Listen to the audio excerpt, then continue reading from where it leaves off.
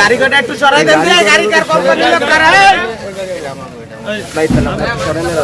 চারিপাশ পরিষ্কার পরিচ্ছন্ন থাকা উচিত। পরিষ্কার পরিচ্ছন্ন থাকলে পর এই রোগ শোক কিন্তু কম হয়।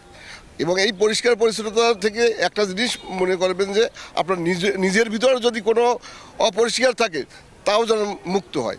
এই পরিষ্কার পরিচ্ছন্ন অভিযানের মাধ্যমে আমরা সবাই যেন নিজ নিজ পরিষ্কার হই এতে এবং সমস্ত পরিবেশ যেন পরিষ্কার হয়, আমরা নতুন বাংলাদেশ তৈরি করি। আর পরিচ্ছন্ন কর্মসূচি বা অভিযান, এটা আমি বাগেরহাট সদর এবং কচুয়া উপজেলার সংসদ সদস্য হিসেবে আমি আমার নির্বাচনী এলাকায় এটা পরিচালনা করব।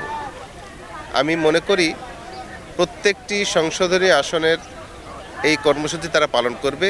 ইতিমধ্যেই আপনারা দেখেছেন আমাদের আমিরে জামাতও কর্মসূচি করেছেন, বাংলাদেশের বিভিন্ন জায়গায় প্রতিনিধিরা কর্মসূচি পালন করছে। আজকে আমরা বাগেরহাটে শুরু করেছি।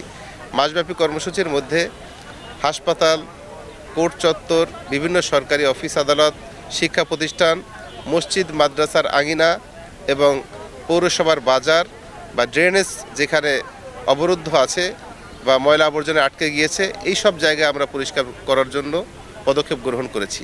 এটা আমাদের অব্যাহত থাকবে এই মাস ধরেই, এবং এই মাসেই শেষ নয়, এটা হচ্ছে আমাদের শুরু মাত্র।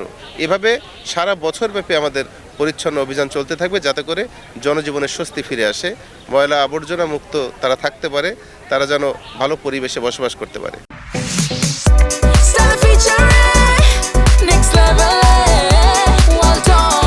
Side by side fridge.